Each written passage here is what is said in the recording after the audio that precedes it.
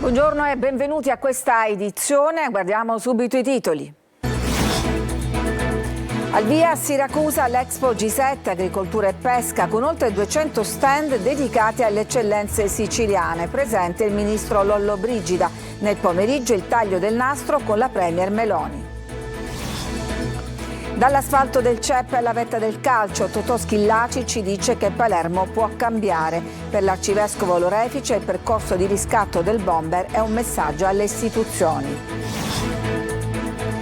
2 pedoni investiti ogni ora, una strage, quella descritta dalle ultime statistiche. Le strisce pedonali non ci salvano. Una Sicilia sempre più green e digitale. Il ministro delle imprese e del Made in Italy, Urso, incontra gli imprenditori catanesi. 34 anni fa veniva ucciso dalla mafia Rosario Livatino, il giudice ragazzino. Fu tra i primi a individuare il legame tra criminalità e imprenditoria.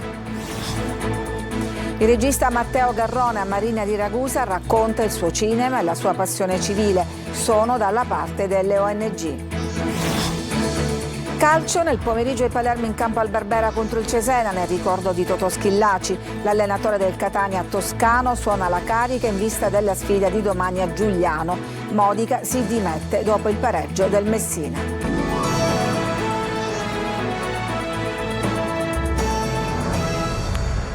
Al via a Siracusa l'Expo Divinazione, la vetrina delle eccellenze italiane che anticiperà il G7 Agricoltura. Nel pomeriggio è attesa la premier Meloni, è già arrivato invece il ministro Lollobrigida. Ci colleghiamo subito in diretta da Siracusa con Luca Ciliberti.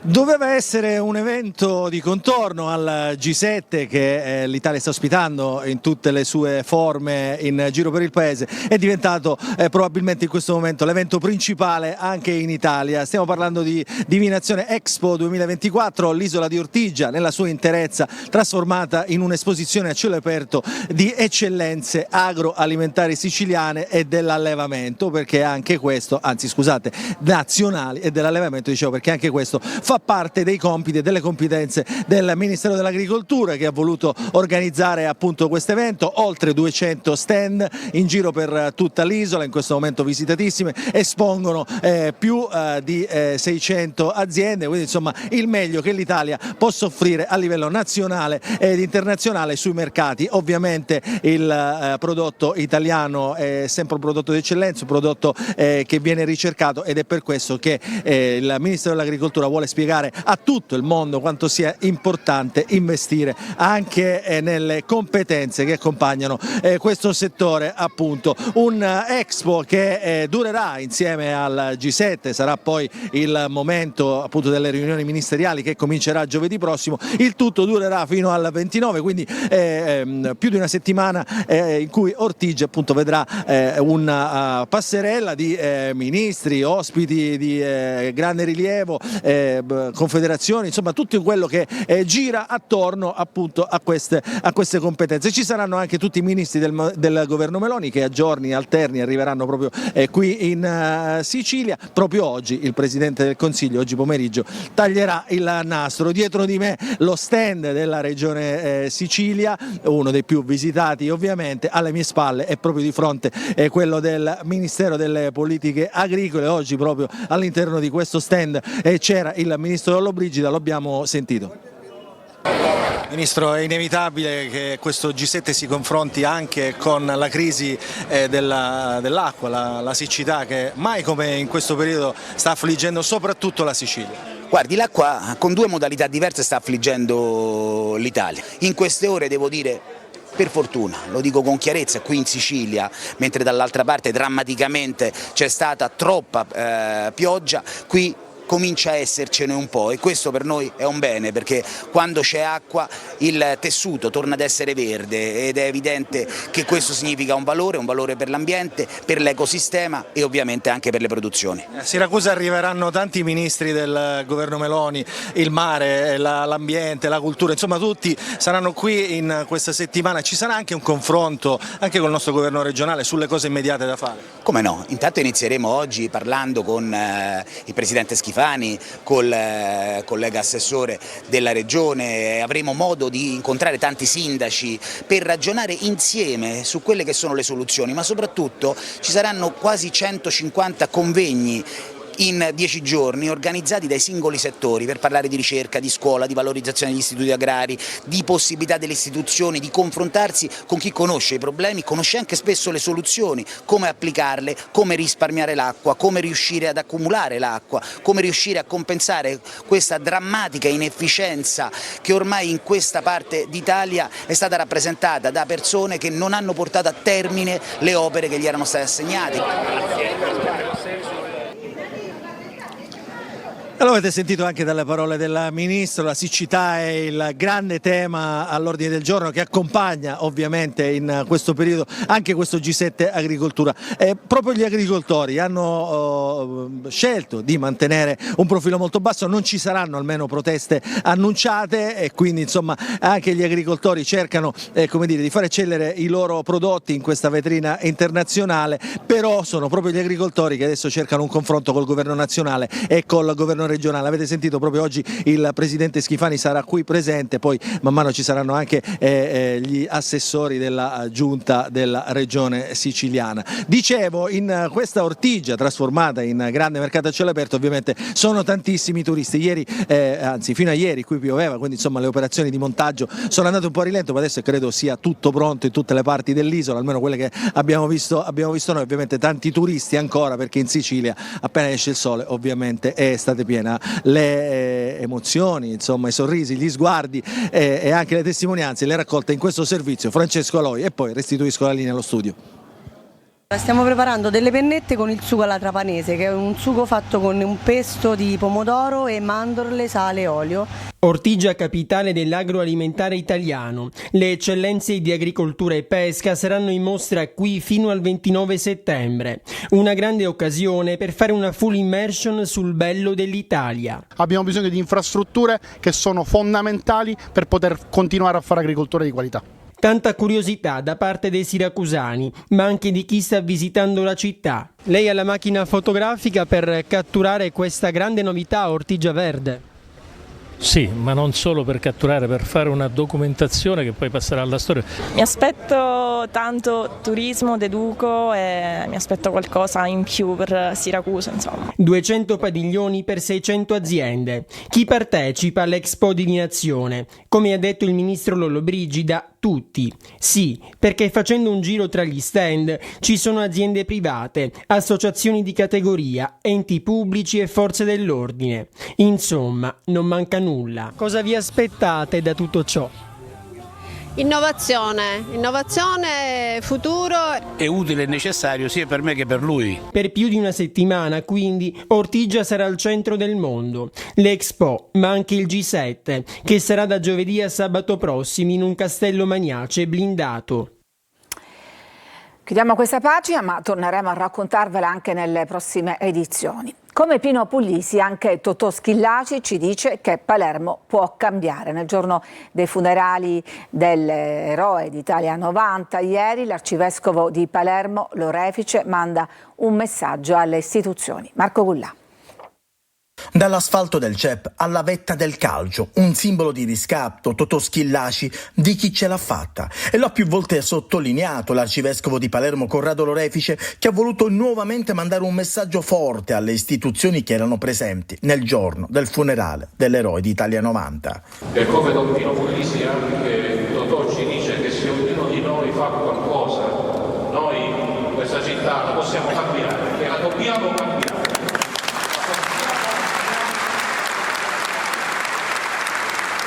Questa città la possiamo e la dobbiamo cambiare, ribadisce Lorefice, perché probabilmente è dalla periferia che deve iniziare il percorso di ricrescita, un po' come quello di Totò. Intanto la salma dell'ex calciatore dopo i funerali di ieri in cattedrale è stata trasferita per la cremazione scelta dai familiari. Durante i funerali Don Sarullo ha parlato a una famiglia piegata dal dolore, la moglie Barbara e i 3 figli Jessica, Nicola e Mattia, che avrebbe dovuto laurearsi proprio ieri nel giorno del funerale. Mattia è l'autore di una commovente lettera al papà pubblicata sul suo profilo social nel giorno dei funerali nella cattedrale di Palermo, in cui ha scritto: «Sei un supereroe, non ti lascerò mai, ti amo».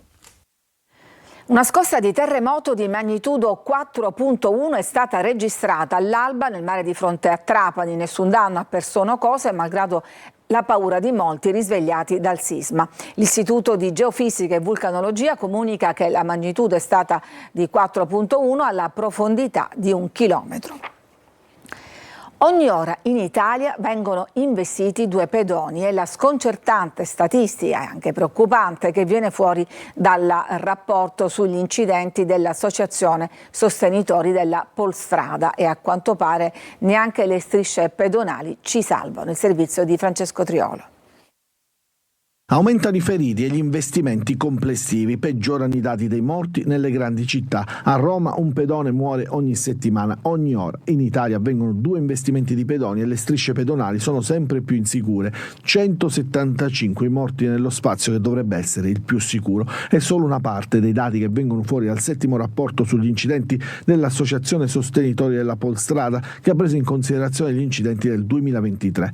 Il mese più a rischio per i pedoni è il risultato settembre, con 61 decessi, 44 uomini e 17 donne, quello meno a rischio maggio con 22, 12 uomini e 10 donne. L'oscurità e la mancanza di attenzione sono fattori molto delicati che necessitano di adeguate campagne di sensibilizzazione. Le categorie più a rischio sono giovani ed anziani e proprio nella classifica delle morti di ultra 65 anni entra la Sicilia. Perché se la regione con il più alto numero di pedoni morti tra gli ultra 65 anni è il Lazio, con ben 51 persone uccise nel 2023, 29 uomini e 22 donne, l'isola si piazza dietro la Lombardia e la Campania con 29. Nella classifica delle grandi città invece appaiono le siciliane Palermo, Catania e Messina. Il dato nazionale parla di 6.163 investimenti di pedoni, il numero più alto a Roma 1959, poi Milano 1124, a Palermo invece nel 2023 sono stati 216, a Catania 161, a Messina 77. Le vittime sono state 129, 55 delle quali avevano più di 65 anni. Roma è la città dove si sono registrati più decessi, Palermo al 4° posto con 9, Catania al 5° con 7, quindi uno solo a Messina. Questa mattina un racciatore di 75 anni è caduto dal Monte Pellegrino a Palermo. L'uomo, con un grave trauma cranico, è stato recuperato dal soccorso alpino e trasportato in codice rosso all'ospedale Villa Sofia. In apertura abbiamo parlato di agricoltura, adesso parliamo invece di industria, perché a Catania c'è stato il ministro Adolfo Urso che vede una Sicilia sempre più green e digitale. Eva Spampinato.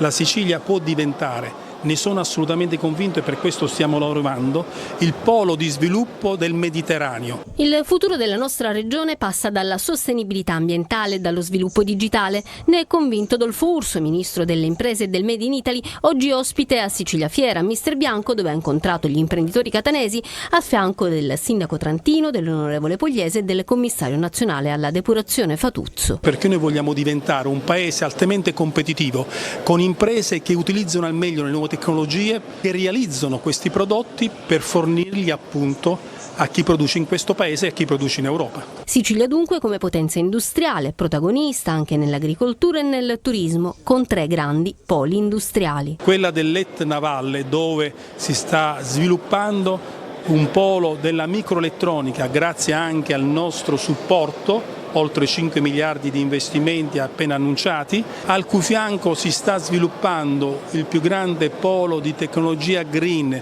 attraverso Trisan, lo stabilimento di Termini Imerese, il polo della chimica che vogliamo diventi sempre più green, dell'area di Priolo, Gela, Augusta, e lì credo che tra breve ci saranno annunci significativi delle principali aziende. Proprio quest'area al momento è quella che preoccupa di più chi vive e lavora per i noti problemi ambientali legati alle vicende del depuratore IAS e della pioggia oleosa. D'Urso risponde così a chi invoca un intervento della magistratura. Riteniamo che il provvedimento da noi realizzato tiene pienamente in conto la continuità produttiva, assolutamente fondamentale per quell'area e per la Sicilia, e che garantisce nel contempo la riconversione ambientale in tempi ben precisi che sto monitorando. Agricoltura e industria, soffre invece il commercio, ma parliamo del commercio di vicinato, quello dei piccoli negozi del centro storico. Sentiamo l'appello di Assoesercenti. Fare impresa in Sicilia è diventato sempre più complicato, lo dimostrano i dati elaborati dal Centro Studio di Assoesercenti Sicilia.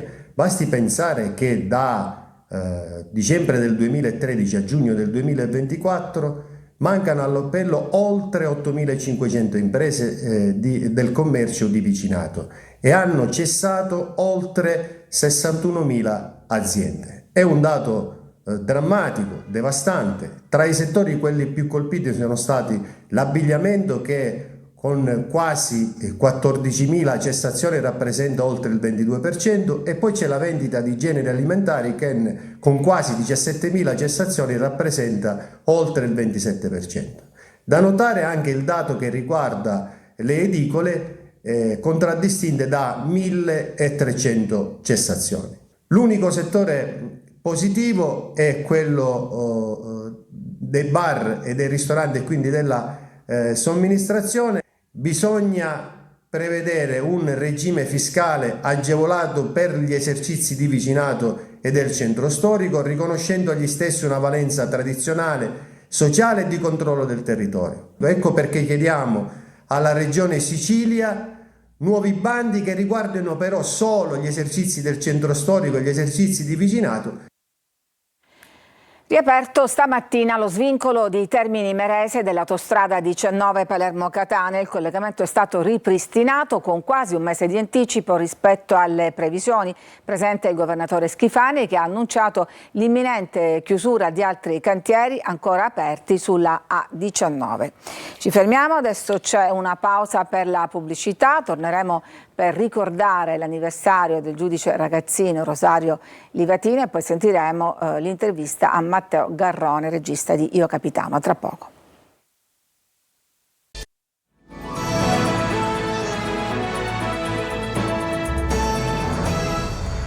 Oggi l'anniversario dell'assassinio del giudice ragazzino Rosario Livatino, ucciso a 38 anni dalla mafia. Fu tra i primi a individuare i collegamenti tra criminalità e imprenditoria. Davide Sardo. 34 anni fa, poco prima delle 9, Rosario Livatino, ribattezzato da Cossiga il giudice ragazzino, salutò i genitori per recarsi al lavoro al tribunale di Agrigento. Lungo la strada fu raggiunto dai killer. Nonostante la disperata corsa tra i campi, fu crivellato di colpi. Proprio in questo luogo, appena fuori dal centro di Agrigento, ogni anno vengono deposte delle corone di fiori in memoria di quello che oggi è beato e martire della giustizia. Queste sono occasioni in cui secondo me occorre rinnovare l'unità di intenti, che non deve essere soltanto di facciata, ma rinnovare l'unità di intenti tra magistratura e tutte le istituzioni dello Stato, quindi province, comuni, regioni e Stato, per far sì che possano essere apportati dei miglioramenti al sistema giudiziario nel suo complesso, perché penso che questo sia il modo migliore di ricordare il giudice Livatino. Un ricordo sempre vivo, sempre forte, sempre importante. Il giudice Livatino è una presenza costante nel mondo della magistratura e anche, soprattutto, è ancora più importante nella società civile. Con le sue indagini fu tra i primi, ha detto il ministro dell'Interno Piantedosi, a individuare i collegamenti tra malavita e gruppi imprenditoriali. Anche la Presidente della Commissione Nazionale Antimafia, Chiara Colosimo, ha ricordato il suo impegno, fondamentale per conoscere fino in fondo gli affari illeciti di Cosa Nostra e in particolare della stidda siciliana che ne decretò la sua morte. Siamo agli spettacoli. Gomorra, Pinocchio, Io Capitano sono solo alcune delle sue pellicole di successo. Il regista Matteo Garrone, a Marina di Ragusa, racconta il suo cinema e la sua passione civile. Sono a favore di chi soccorre in mare. Veronica Barbarino. Trasporta il pubblico in mondi complessi attraverso una visione unica e potente. È il regista Matteo Garrone, vincitore del David di Donatello e candidato all'Oscar per Io Capitano. Ospite a Marina di Ragusa del Costa Iblea Film Festival, dichiara un forte legame con la Sicilia, tanto da sceglierla come set di alcune scene del suo film fantasy, Il racconto dei racconti, girato nel Ragusano. Dalla Sicilia poi viene la vera storia di Mamadou, senegalese immigrato, raccontata in Io Capitano. Amo la Sicilia, l'ho sempre amata e sono sempre felice di tornare. Un giorno mi piacerebbe trovare una casetta sul mare e venire a vivere qua. L'unico problema è che ho un po' paura dell'aereo e quindi ogni volta gli spostamenti. Come tanti ragazzi con un sogno, la sua carriera inizia da autodidatta, partecipando a un concorso con un cortometraggio autofinanziato. Arrivano poi i film e il grande successo con Gomorra, seguito da Io Capitano, la pellicola che esplora il drammatico tema della migrazione, portando sullo schermo le storie di chi tenta di raggiungere l'Europa attraverso il mare. I film che faccio di solito a volte anche hanno questi aspetti più politici, però diciamo che il più delle volte sono film in cui cerco di raccontare storie che riguardano l'uomo, i suoi conflitti, le sue passioni. Impedire di conoscere il mondo e di cercare opportunità migliori è una violazione dei diritti fondamentali dell'uomo e sulle troppe vittime in mare non può non esprimere un pensiero. Sono a favore di chi salva le vite umane in mare, sicuramente sono a favore delle ONG e penso che il lavoro che fanno è importantissimo. C'è un'altra pausa e poi la pagina sportiva, perché tra poco il Palermo torna in campo al Barbera anche nel ricordo di Totò Schillaci, e poi le altre siciliane con il Catania. A tra poco.